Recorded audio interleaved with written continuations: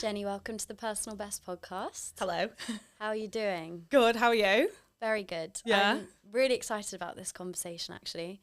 Sometimes I get a bit nervous before, but I feel like I'm Fine. excited today. Yeah, So same. the first thing I want to ask is, for anybody that doesn't know you and they don't follow your social media, can you just give us a little personal introduction? Where are you from? What do you do? Yeah, so I'm Jenny. I am from the north, but I've lived in London for 6 years now. I post my running journey on social media. I've dabbled in lots of different fitness though. So I've done powerlifting, I've done CrossFit, functional fitness, found a passion for running, started posting about it, and so far it's going quite well.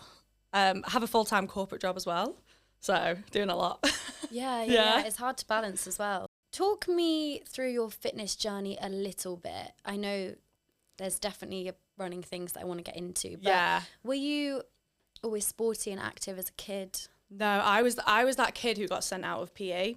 Like, honestly, I was just such a naughty kid. I'm like ADHD riddled, so I was just that kid that got sent out of PE. And then when I was like 18, might go into too deep, too far, right? But so when I was like 18, my parents were like going through a divorce, and I was like, right, I need to be out the house. So I got a Pure Gym membership and just started running on the treadmill. I had no idea what I was doing. I just pegged it every day. And then I went traveling, gained a little bit of weight from drinking so much, and started my fitness journey when I was living in Sydney, because the lifestyle there is so fitnessy. Yeah, I've heard from friends that have lived in Australia. The fitness culture is mad there. So I got into fitness there. I was running, I was doing boxing. I kind of had like a bad relationship with food. So I was really skinny at the time as well. And then my PT told me that he thinks I needed to lift weights. So I listened. Started lifting weights, wanted to get really strong. I was like inspired by girls in the gym that were like lifting really heavy weights, and also girls on social media at the time as well that were lifting weights. I was kind of inspired by. Started lifting weights, got into powerlifting, carried on. I got really strong for a while, moved to London, carried on lifting weights. Lockdown happened. And then from there, I joined a CrossFit box and started running, I guess. And now here I am. Honestly, I love hearing about people's journeys, because whenever I've asked that question, everybody has a different answer as to how they got into fitness. And it might be from like a really positive place or a bit of a dark place sometimes, I guess, in your case. But I'm really pleased that you kind of managed to turn that around and make fitness like a hobby and a positive thing in your life. Yeah, no, definitely. So I want to get into your running journey, because that's where I came across your social media profile. You've kind of built this following, I guess, around sharing that journey. So talk me through when you went on that first long run and how it's kind of transitioned from there. Yeah, so I actually, because I was doing CrossFit at the time, I signed up for a functional fitness competition called High Rocks. I don't know if you've heard of it. Yeah. And in High Rocks, you have to run 8 kilometres. And Is it 8 kilometres in one go? It's basically a kilometre split by different things. Okay. So, and I was like, oh my God, like that is so far. I couldn't believe it. And I was kind of on this like journey at the time with like different types of fitness. And I was like, I need to start running. So I went to a run club, Pure Sport Run Club in London. It's really popular in Battersea Park. My friend asked me to go from work, and the loop was 5 kilometres. And after 2K, I was gassed. I sat down on the floor, and I remember the owner of Pure Sport was like, come on. And I just couldn't. Oh my gosh. I kept on going back. And my friend at the time had just signed up to Hackney Half, and I thought, why not? Like, it's going to push me into it. And then I just kept showing up, I guess. Did Hackney Half. I carried on doing some long runs over the summer, and the same friend that asked me to go on to the run club asked me to do a marathon with him. So my friend, he's ran about 130 marathons. Wow. Yeah, so I was originally, when I met him, I thought he was absolutely off his head. It's like, okay, 130 marathons, you do you. But he actually was a big reason why I got into running. Did a marathon with him, and then from a marathon I thought, what's next? An ultra marathon, and signed up, basically. That is amazing. I mean, from not being able to run 5 kilometers. Yeah. to doing an ultra marathon is insane. But after you struggled to do the 5K, I think a lot of people at that point would just give up and think running's not for me. Yeah. But why did you decide to actually persevere and try and run that long distance? I'm really stubborn. So like, I think if like I can't do something, I just want to keep on going back. And I think in the beginning, I really hated running. And I was like, but I think from speaking to some runners at the time as well, and they were just talking around their mindset around it and, you know, to just slow down and kind of chill out. And I think a lot of people hate running, but, well, they say they hate running, but they don't actually hate running. They hate running fast. I think when you actually just slow down, like enjoy it, and that's one thing I really did, is just kind of like slow down and chill out. You know, I always say to everyone, we're not competing at the Olympics. Yeah, it's such a it's so important that, because when I go to my family home, we quite often do parkruns on a Saturday. It became like a weekly thing when I lived there. And some days I really wouldn't want to go, or my mom really wouldn't want to go, but we'd always just say to each other, like, it's just a plod, like, just enjoy it. Like, you don't have to hit a PB this week, just turn up and do it. And every time I did, I felt so great afterwards. But I don't know why we put this pressure on ourselves that we need to be super fast all the time. Yeah, people put pressure on themselves. I think like apps like Strava, Instagram, people can put this pressure on themselves to be like this athlete, but at the end of the day, like we're not. We're just trying to be the best version of ourselves. So I think once I got into that mindset to just slow down, if I needed to walk, I can walk, and then I just kept going back. It's something Mum's always said to me, because she was the one that got me into running a bit when we did like Race for Life and things when I was younger. And in that moment where you're really struggling whilst running, like your chest is heavy, you can't breathe, your legs hurt, she always said to me, like, you've just got to keep doing what you're doing. Because I think you suddenly think it's going to get way worse, but actually you've just got to keep at that pace or slow down. And you can maintain it. So like, don't put too much stress on yourself. Yeah, no, definitely. And I think there's something about running as well, because I always think when people start like a weightlifting journey, for example, let's say you go in and I remember when I first started, I couldn't squat the bar. Like I was like nearly collapsing under this 20 kg bar, right? And then, you know, I just kept going back and built up the weight that I was lifting. It's just the same with running. Like you just have to keep showing up. But I think people think it's a little bit more simple because it's just putting one foot in front of the other, but you just have to keep going back. Yeah, no, definitely. So I asked the same question to Ree, because obviously she's a keen runner, but if someone wants to get into running, or they've maybe been on a couple runs but they haven't really stuck to it, what advice would you give to people who are wanting to make running a part of their life? Honestly, don't read into it too much. Just go out the door. Like, get out the door, run 2K, and just carry on going back. I think social media at the moment has made running quite aesthetic. Yeah, definitely. When, you know, it doesn't really have to be aesthetic. Those things will come over time. Just get out the door and just start moving. Again, I think sometimes having a goal as well can really help. So, you know, signing up to your first 5K, your first 10K, or even your first half marathon, because then, you know, you're running a half marathon, you're kind of forced to go out and do it. Yeah, it's something I completely forgot to mention in the last podcast about running, but I did do a half marathon. Oh, nice. 3 years ago. And it was during A-levels as well. So it was a bit of a stressful time, but the running actually was a really great way to de-stress. And I think having some sort of plan in place and a goal to work towards makes that journey a little bit easier, because you know that it's for something. If that makes sense. Like, you can do it because you enjoy it, but also you then are able to like make progress, which I think is really nice as well. Definitely.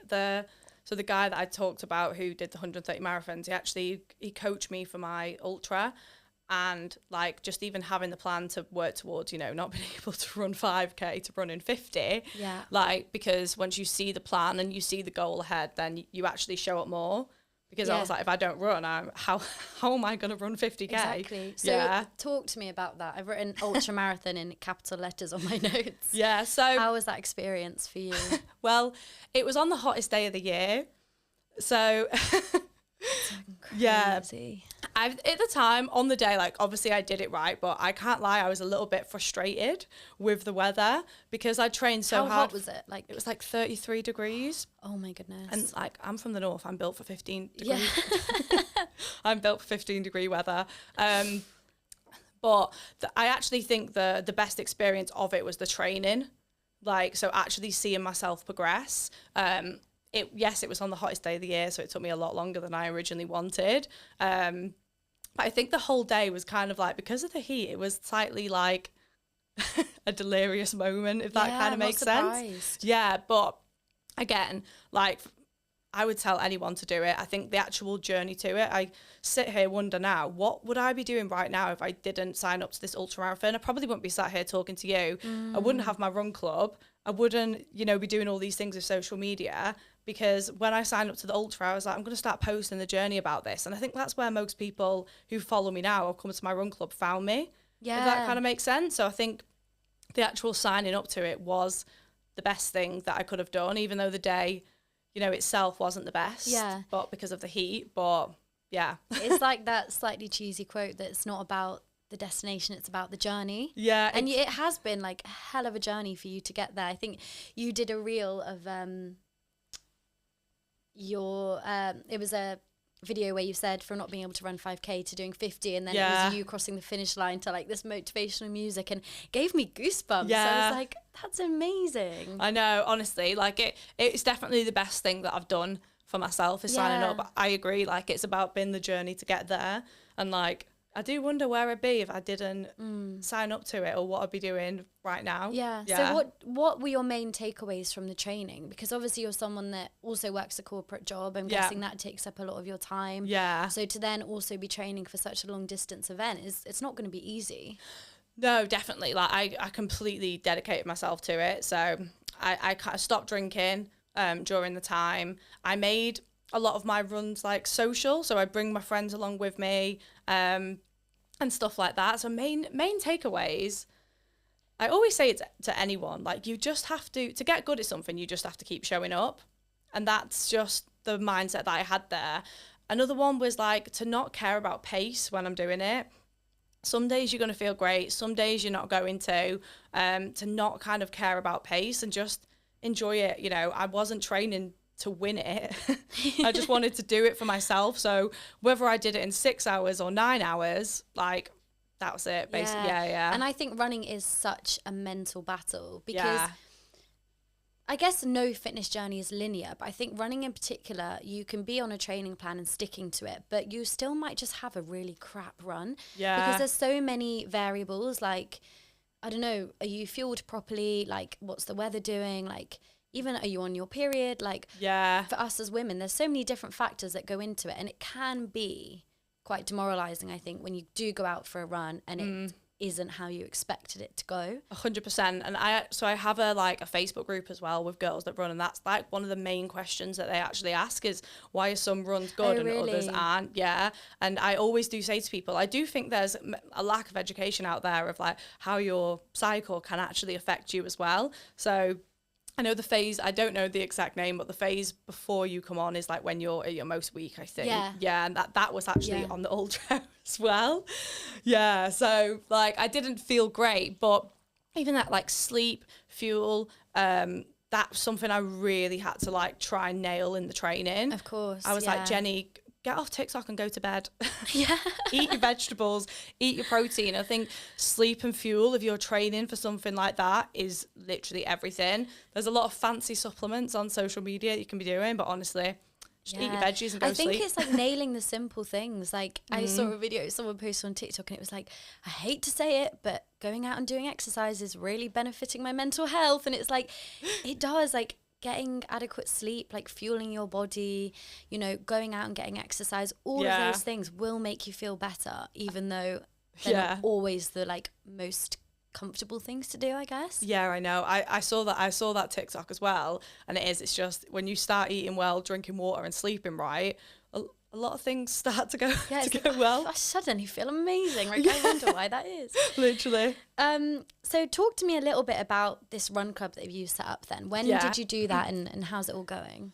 Yeah, so it's going so much better than I ever could have like actually pictured. Wow. So when I first had the idea, because I was going to some run clubs in London, and I'm just a slow girl. Like, I'm a lot slower than most other runners. And so when I was going to these run clubs, like they're great and, you know, fair play to everyone else for running at the level that they can. But I was in their slow group gasping for my life at the back. And I was like, and I wasn't getting the kind of social aspect from it or enjoying it, if that kind of makes sense. Because you're not like running with the people at the front, I guess. Yeah, exactly. And I was always kind of like at the back and stuff like that. And there was this girl on Instagram, probably doesn't even know it now, but a girl actually messaged me asking if she should go to a run club, and I encouraged her to go. And then she messaged me after the run club saying that she struggled to keep up, and by the time she was done, everyone was getting a selfie at the end. Oh, bless her. And honestly, that something in that just like broke my heart a little bit, because I know what that's kind of like, if that kind of makes sense.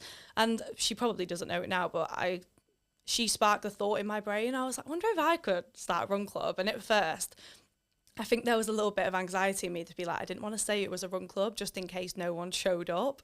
So I put it on Instagram. I was like, if anyone wants to come on one of these like, runs. join me on a run. Yeah, just like send me a DM. So I made a little WhatsApp chat.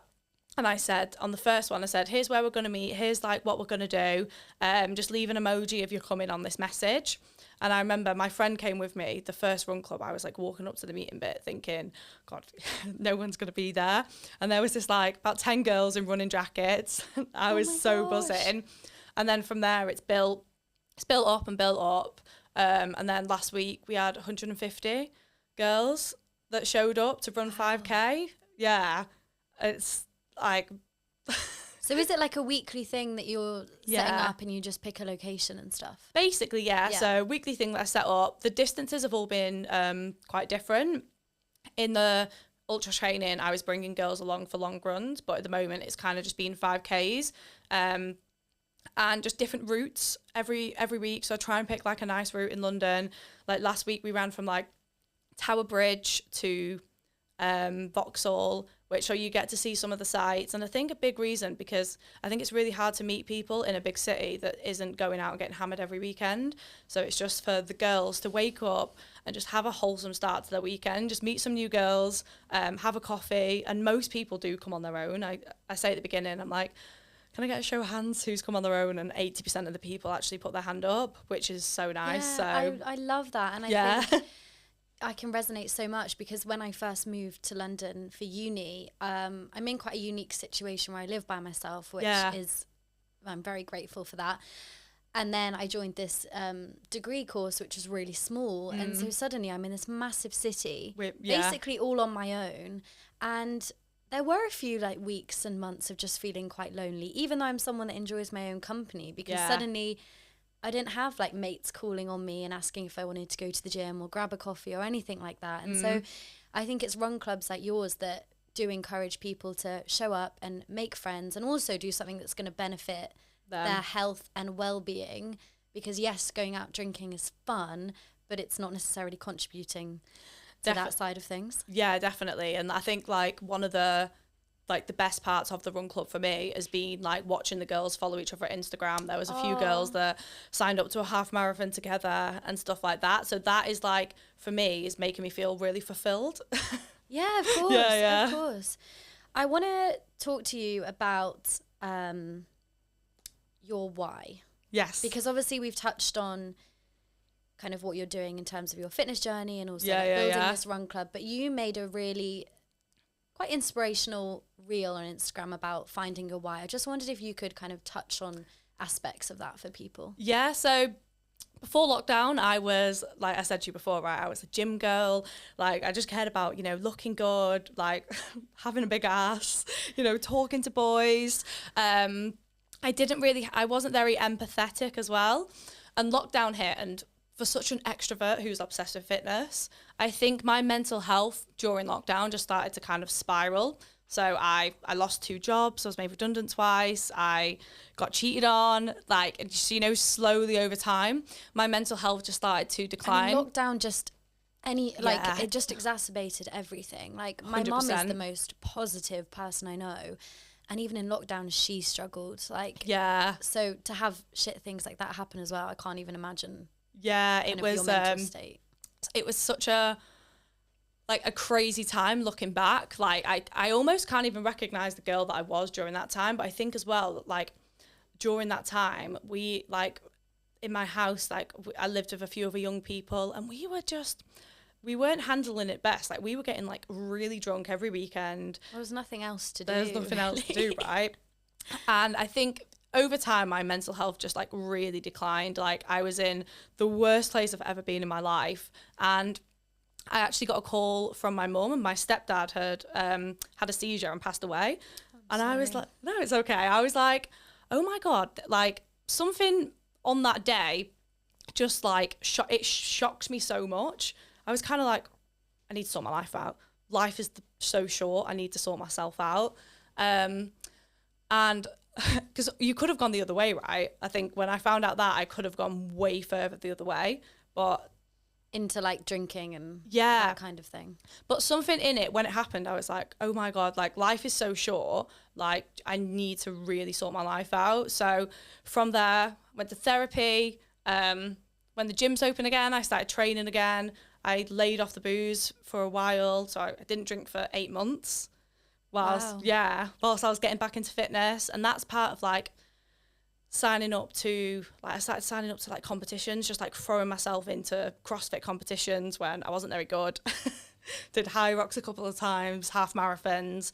I think at the beginning, the why as well, because like when I was on those long first runs, I said this in the reel, right? When I was on those long first runs, my mind kind of went back to that girl that was anxious in lockdown. And like, you kind of like, it sounds so cheesy. I was like, just do it for her. I was doing it for her, if that makes sense. And yeah, I guess now I'm here.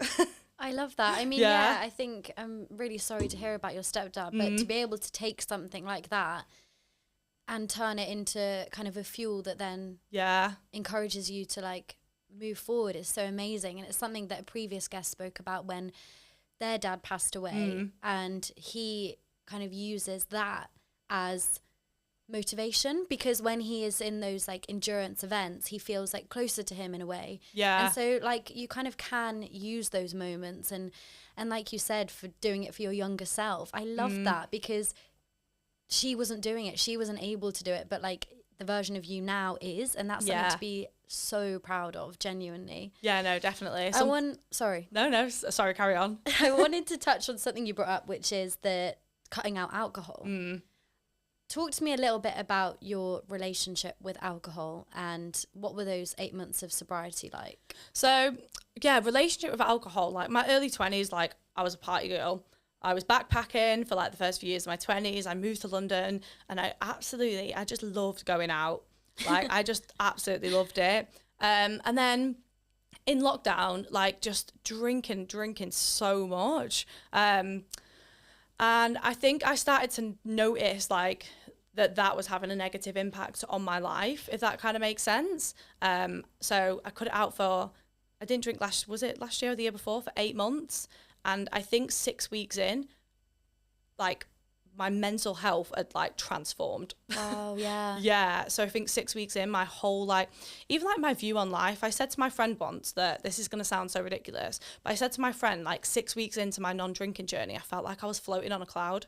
Wow. I just felt so happy. Yeah. Do you think the drinking was like worsening your anxiety? Not saying it was excessive, but just, having alcohol 100% affected that. Yeah, definitely. 100% it was. I think it could have been the main, almost like the main trigger of it. Because I think, in life, there's always going to be hurdles. Like there's always going to be things that come and, knock you out your way. But when you don't drink, you have a clear mind, and your emotions, you're under control a little bit more, if that kind of makes sense. Whereas if you've been out getting hammered on the weekend, on the Monday, if something happens at work. Well, we all know like that anxiety feeling, like it's a word that gets thrown around. Whereas when you actually think about what that is, it's like, yeah, you're hungover because you drank too much the night before, and now your emotions are all over the place. So you feel anxious and sad, and that's not a good thing. No, definitely. And I just found that like I'm not sober. Like I drink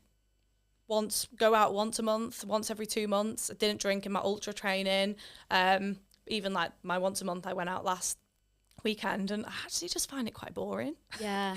Do you think you kind of needed to go through that like party girl era though to then arrive at where you are now? Like, are you regretful of that, or? No, not at all. Like, you see it like my early 20s, like I just look back and just think I just had a laugh. You made such a funny video of like a montage of you in your 20s, like just doing just funny things, and it was like this chaotic music, and then it was like you now running in the countryside with like this peaceful music. Honestly, if 25-year-old Jenny looked at me now, she'd be like, what are you doing, you loser? But, you know, like you said before, when you actually cut out booze and look after yourself, you do actually feel really good. So, yeah, like, you know, I'll go out and I'll drink again, and at some point in my life I'll have anxiety, but I just find that I enjoy my life more when I'm doing stuff for myself. Yeah, if that kind of makes sense. Something else you said that I thought was really interesting is that if you felt sad before, you'd kind of call up a mate and be like, let's go for a drink, you know, go to the pub or whatever. Whereas now you might call up a friend and be like, do you want to go for a run? Yeah. What do you think's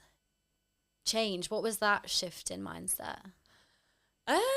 I think it was definitely the lockdown period, right? I think it's just recognizing that, like, for example, you know, back in the day, a guy could do something mean to you, a guy would ghost you or whatever, and you'd be like, I know, I'm gonna go out and get really drunk and go snog some other man in a bar. But like, really, that's not really gonna help anything. No, it's kind of just like putting up the plaster over the wound. Like, it's not really doing anything, but it's a quick like fix almost. 100%. Whereas like when you actually now, if something bad happens to you and you actually just choose to that week, you know, just look after yourself or do something a little bit challenging, like, and you get, you know, runner's high, for example, because I know what you're talking about. I had like, there wasn't even anything happening. I just had a little bit of a sad 2 days, and I said to my friend, let's go run like a half marathon. I think it was after the ultra marathon. I was like, what do I do now? Yeah, like post-race blues a little bit. I had that, definitely. So I went out and ran a half marathon. Amazing. Yeah, I find this topic of alcohol so interesting because it's something I am trying to navigate. Obviously, I'm still in my early 20s, and like, I do really enjoy a night out with friends. And honestly, like, some of my funniest memories are when we've all been like silly tipsy together and just having a good time. But I am also not someone that can bounce back from a hangover. Like, my friend Jane, honestly, will get 2 hours sleep, be wasted, and then the next day she's like up bright and early and has a really productive day. Whereas I'm not like that. Like, I need to rot in bed for like a good 8 hours before I feel some like resemblance of normal. Yeah, definitely. It's the rotting for me. I think that's what it is. I think if you can to really try and get yourself out for a walk or a coffee, because I'm exactly the same as you. I have a friend as well who is, so she drank on the week of Hackney Half Marathon. She drank Tuesday, Wednesday, Thursday, Friday, Saturday, and went in Hackney Half Marathon, and she came like 50th. Oh, she ran the marathon. She ran the half marathon and came in like the top. Yeah. And like, she just is able to go and do that. That's wild, yeah. And my mom is a little bit like, she's not encouraging me to go out and get drunk, but she's like, you're young, you're like, go and have fun. And I'm like, I do want to have fun, but then there's consequences to that. And something I think has been crucial for me recently is that I kind of now have something that's more important to me than going out and getting drunk. Yeah. Which is this podcast. Yeah. Because I don't want to be doing this hungover with the shakes and having a headache and not being able to like think about things. Yeah. So I kind of have to now make more informed choices. I think that's kind of like how I'm trying to balance it a little bit. Yeah, it's like you found something you're passionate about, right? And like you want to pour your heart into it. Exactly. It would be a shame to kind of mess that up because I drank too much tequila at the weekend. Yeah. And like, I would just I really pick and choose my occasions.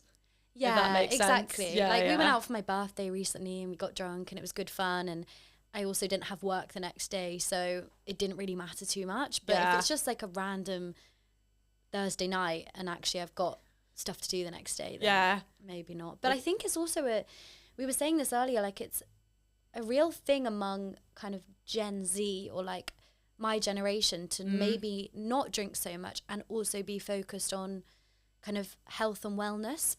Yeah. But I think people do get a backlash for that as well. Yeah, no, definitely. So because I actually see it a lot now, like a lot of the people I, you know, work with are a little bit younger and stuff like that. And a lot of people, Gen Z, do seem to be focused on I don't know, like for example, yourself building a podcast, like they're kind of more focused on themselves. I feel like, cause I'm a millennial, and I feel like for us it was like really cool to go out and get absolutely hammered. Interesting. Yeah. Like be the crazy party girl. The crazy party girl was like very cool The for ideal. us, if that kind of makes sense. Yeah. Like living our best life would be going to a bar and then staying up in someone's kitchen until 6 a.m. the next day, like, you know. But for you guys, it does seem that. But I can see people, I think people get backlash from it as well, because it's what's the right way to say this, sensitive subject for them. They might feel insecure about the fact that they're not doing anything. It's interesting because there's a guy I follow called James Warnock. Yeah. And he did a video about it, about kind of cutting out alcohol and how he's like focused on other things. And there were quite a few comments like, oh, another health guy that thinks he's better than everyone because he doesn't drink.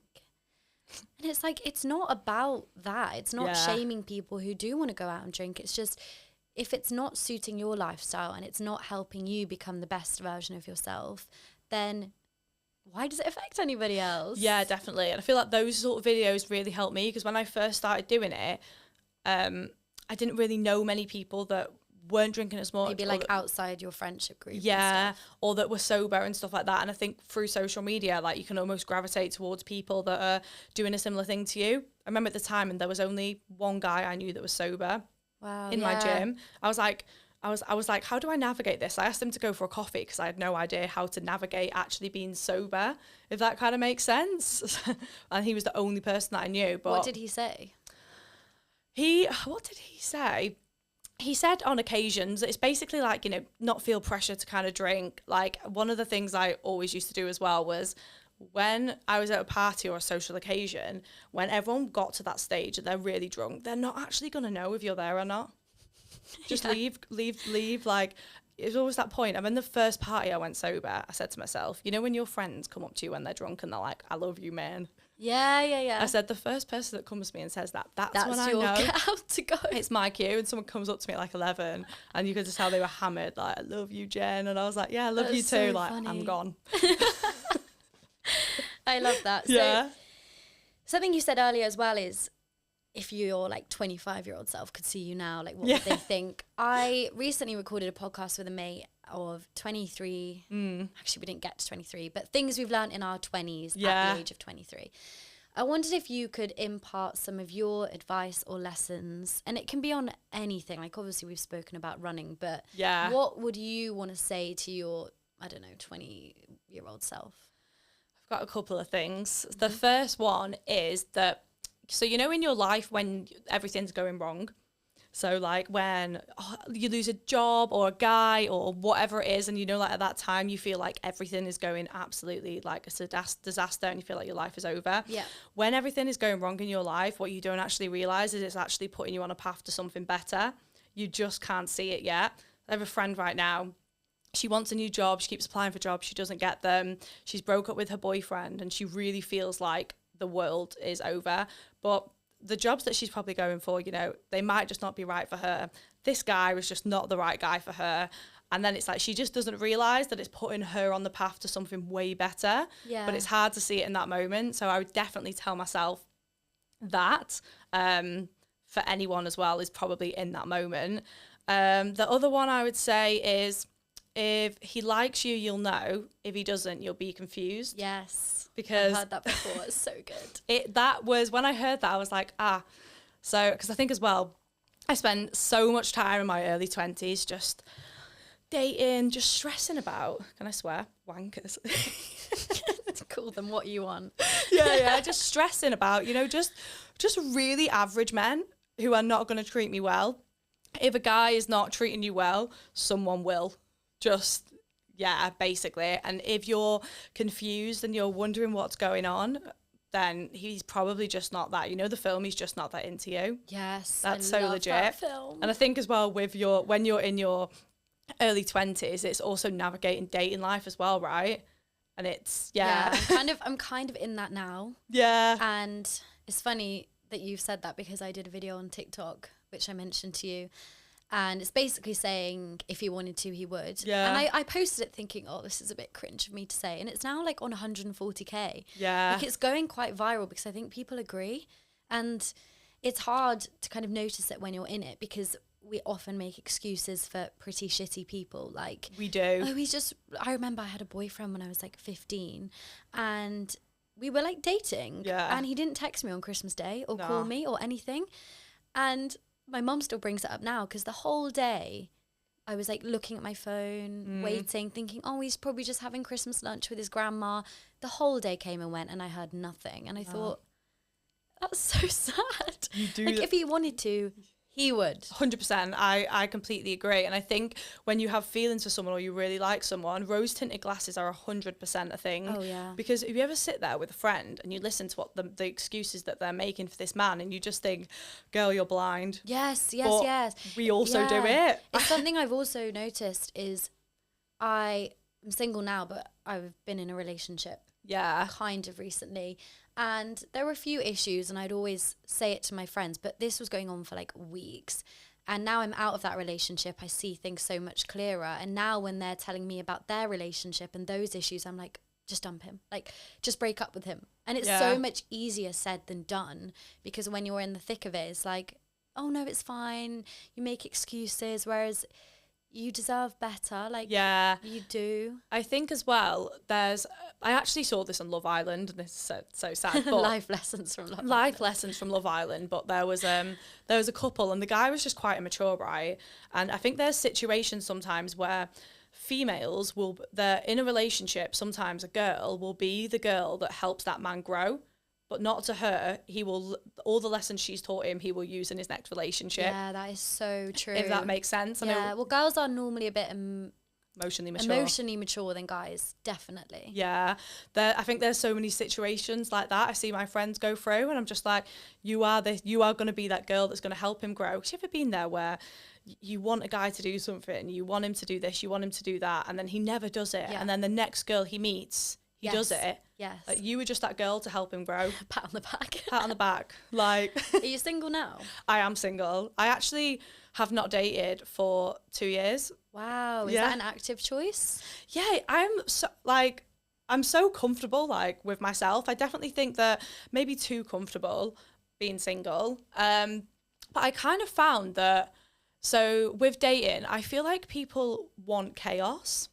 If that kind of makes sense. Like, I speak to so many of my guy mates, and they always say that they want, they like a girl kicking off, they like the drama, they kind of like the chaos, whereas like, I just want to wake up on a Sunday and have a coffee with someone. Yeah, that's so nice. Someone said to me recently, like, oh, I love a girl that's a bit sassy, and like, I was like, that's just not me. Like, I actually am really nice. Like, I'll make you breakfast and bring it to you in bed. Yeah. Like, no sass there. It's so true, though. And I kind of just found, so when I started all the fitness things, that I was gaining more from that than actually dating, if that kind of makes sense. Yes. And I've kind of just fell into like a loop with it of like, oh, I actually haven't ended up being on a date for like 2 years. But I kind of found that. I think one of my exes was like, you're just not arguing with me enough. And I was like, that's so strange. I was like, but what? Okay, I'm going to argue with you now. Yeah. No, I think that's really nice that you're in a position where you're content with just being on your own. And obviously you are like working towards a lot of things at the minute. Yeah. And I said that to someone recently, is like, I'm kind of treating the podcast like my boyfriend. Yeah. Because I am quite guilty of like wanting attention, but kind of seeking validation, I guess, from the opposite sex, whether it be like on Hinge or like going out. Whereas now it's like, oh, I kind of have something else to put my time and energy into, and I care about this way more than that boy that's not replying to me 100% on DM. Yeah, no, I tried out Hinge, and I just find it a little bit exhausting, and when I'm on it, in my brain I'm always thinking I could actually be doing something work related, or I could actually be editing a video. Like, I actually find it like a little bit of a waste of time. If that makes sense. And someone should add to your life. I think until I meet someone that's actually going to add to my life, I'm so comfortable on my own, honestly. I'll be like 50 years old, no kids. I'll just go out to Bali and do yoga for the rest of my life. Like, I'm absolutely sweet. That would not be a bad outcome. That's something else Mum said to me, is like, someone should enhance your life. Yeah. And I have always carried that with me now. And if the minute, even if it's a friend, like the minute someone's not enhancing my life, it's like, why are they a part of it? 100%. And I've been through that a lot with friends recently, with like changing my lifestyle and stuff like that. There's like a lot of people I've had to cut out Yeah, you mentioned that actually, like cutting out toxic people. I know that's a bit of like a buzzword, but why has that been important in, I guess, this like self-growth journey? Yeah, well, I think so. When I started this, I guess this journey, I really looked and I was like, who is stressing me out? I think I always would kind of look and think, is this friendship like, you know, at least 70-30 good? Because there'd be some people in my life that actually just kind of add stress to it, or make me anxious, or make me feel a certain way, or put me down and stuff like that. And when I actually started like removing those or just stepping back and stuff like that, I actually felt my mental health improve. And also because I think as well, when you can like set a boundary with someone, I actually think it increases your self-worth to be like, actually, I don't need you, like you're stressing me out. I think that actually increases your self-worth because you've done something for yourself, if that makes sense. And I think it's quite difficult with friendships because we treat them so differently to like romantic relationships, whereas if, like we've just said, if you had a bit of a shitty boyfriend, like you would dump them. But with friends, we kind of like hang on to them because they might have been in our life for a really long time, or we have mutual friends, so it's difficult to kind of like cut them out. But actually it can be difficult, but I guess what you're saying is like if they're not adding to your life and they're causing you like mental stress, then they're not really worth having around. Definitely. And I kind of found when I started to do like some fitness competitions or races or anything like that, there was some people that I'd been friends with for years who didn't even like say good luck. Oh really? Yeah. And I was like, that's really bizarre. I think so. One of my friends actually said when I was doing the ultra that she can't wait for me to, in her words, stop bumming running so I can go out and get drunk with her. And I just thought, wow, you are pathetic. Like, do you know what I think that is? And obviously I can't speak for everybody, but I think in that situation, I guess you're doing something that she isn't doing and probably can't imagine herself doing because she prefers going out and getting drunk. So it's like, rather than cheering you on, it's like, I'm going to kind of drag you down to where I am. Yeah. And it was interesting as well seeing some people are like that towards me, because I've always been like, I'm an open book. I've always been very open at how like alcohol's affected me and stuff like that. So I always felt it was quite strange that my friends would want me to go back. Yeah, especially if it's not helping you mentally. Yeah. Because why would you want your friend to be feeling anxious and crap about themselves and suddenly they're doing something that's benefiting them? Yeah, no, 100%. Strange behaviour. So just to kind of round this up a little bit, what is next for you in terms of fitness goals, business goals, all of that? So I think with Girls That Run, I want to continue like growing the community. I'm kind of like, so I'm in a stage now where I never expected it to be a thing. Yeah. I thought a few girls would show up and have a croissant and kind of like chill out together. But, you know, I wanted to, now I've seen it be successful. Like I want it to grow. I want the community to grow. What that looks like, I'm not too sure yet what I'm going to do with it. Like I would really, classic, I would love merch. Like, because is it free? Yeah, so the Run Club is free. So I'm not actually like monetizing on that. I always said like I'm not going to charge people for a Run Club because I actually just love doing it. But like merch, I would love to do some running holidays with the girls. We've actually spoke about that. Oh, nice. So like to go away as a group. Coming along. Yeah, come along. And I guess just continue to, I really like making videos. So continue to hopefully grow my platform. And in terms of fitness goals, what's next after 50K? 100? Oh gosh, yeah. Like how do you go up from there? I know, literally. I think at some point, so I have signed up to my next ultra marathon. It's next May. So I'm actually going to spend a bit of time just getting stronger, hopefully maybe a tiny bit faster. And I do really want to, because my original goal was to run 50K in 6 hours, but because of the heat on the day, it just wasn't possible, right? So I know at some point I'm just going to put my trainers on and just go run 50K around London. And I know I'm going to do it, like, so amazing. do that. And then, I guess 100K, I'd like to go away and do some like ultras abroad and stuff like that. But I keep seeing Ironmans on Instagram. but I can't swim at all. No, I'm terrible at swimming. I actually am bad at cycling, so I could just do the running part. That's what I mean. I think like I've seen a few, there was one in Barcelona that's just gone, so I saw a few people do that on Instagram, and that left me feeling a bit inspired, but okay. Yeah, I'm not sure, but I think for now I'm focused on the running community and trying to grow that and see what it could be. Amazing. So my last question to you, which I ask everybody, is if you had to give one quote or piece of advice or a mantra to help people achieve their personal best, what would it be? Just show up. Literally. Just don't even think. Just the best results happen when you just show up and don't deep it too much. Yeah. Yeah, even for myself, like people were like, how did you go from that? And I just showed up.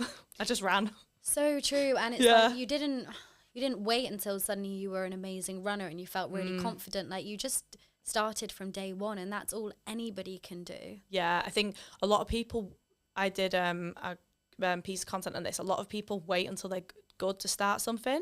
So for example, that was Ree's one. It was don't wait till you're good to start. Yeah, it's like, no, that you shouldn't wait until you're good to go to a run club. You just have to, honestly, I kind of think this is going to sound slightly ridiculous, but if you just are slightly, you know the quote on Instagram that's like, being Delulu is the Salulu. Throw yourself into a situation head first with absolutely no idea what you're doing, and you will be so much better than if you question what to do for 6 months. Absolutely. And then go in.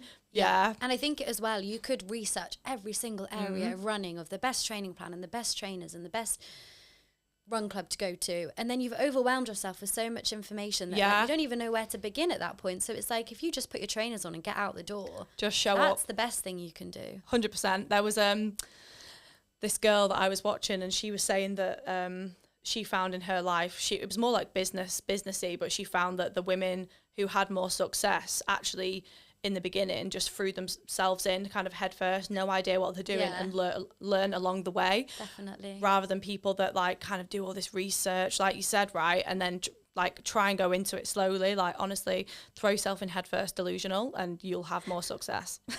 Perfect. So where can people go if they want to find you on social media or check out the Run Club? Yeah, so the Run Club is Girls That Run London, LDN. The link to it is on my actual Instagram, so it's Jenny4Ys_fit. All the other Ys were taken. Girl. Same on TikTok. It's Girls That Run. There's a Strava group as well for the Run Club, so Girls That Run London as well. So I literally just post the runs in there and people can just show up.